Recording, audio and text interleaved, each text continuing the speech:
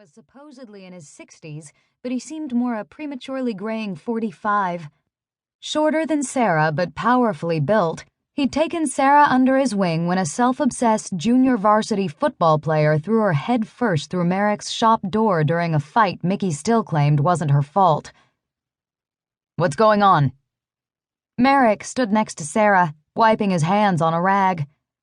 "Some girl got into a crash." Mickey stared out the large glass window.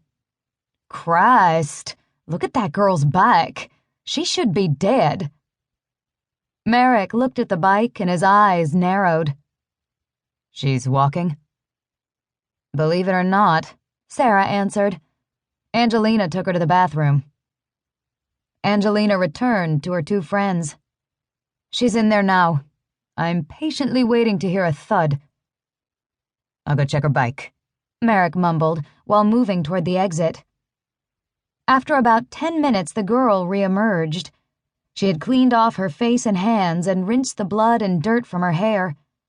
A surprisingly pretty girl who looked like she could bench press a Buick. "Much better," she announced. She focused on the three women who stared back. "Something wrong?" "We're just waiting for you to pass out," Mickey admitted. The girl grinned. "Mechanic?" "That's Merrick. He's checking your bike now." Sara glanced out the window. "But honey, your bike is toast." "You think?" She walked outside, Sara, Mickey, and Angie following behind her.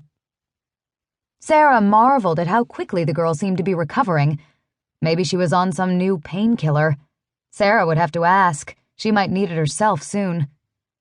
The girl walked over to the mangled remains of her bike. "My poor baby." Sara caught Mickey rolling her eyes. Her short friend never could understand the bikers' love of their choppers, the passion. Merrick, who still crouched beside the bike, slowly stood and glowered at the girl. Their eyes locked and they stared at each other. That's all they did. Just stared. Finally, the girl turned away. Mickey nudged Sara, but Sara blew it off. She'd seen Merrick do that many times before. It was that weird thing he did. Sometimes even to his own sons or wife. Hell, Mickey did lots of weird things, so she had absolutely no room to judge.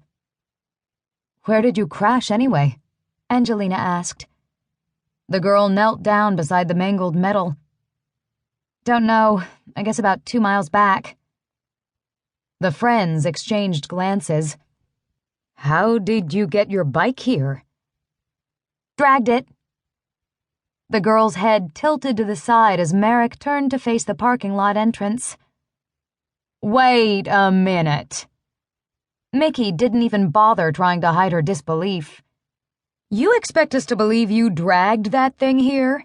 In your condition?" She finished flatly. As always, Mickey was as subtle as a brick to the head.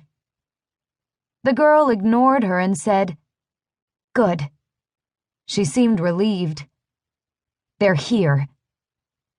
She stood and walked to the front of the parking lot as 4 beautiful, tricked-out choppers, all manned by women, pulled in and halted next to the girl.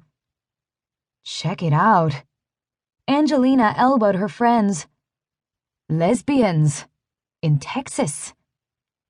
"Would you shut up?" Sara chuckled. "Julie, glad to see you're not dead," spoke the oldest of the women. Her blonde hair was streaked with gray, her face covered in age lines. She was probably gorgeous once, now merely beautiful. Sliding off her bike, the older woman hugged the battered girl. "You sure you're okay?" "Yeah, Casey, I'm fine." The girl leaned in and whispered something. Casey looked up and straight at Merrick. "No problem." Casey walked over to Merrick. "This your shop?" Sara watched her boss's back straighten, his arms crossing over his large chest. "Yeah?" The woman smiled coldly. "Got a minute?" Merrick observed the woman.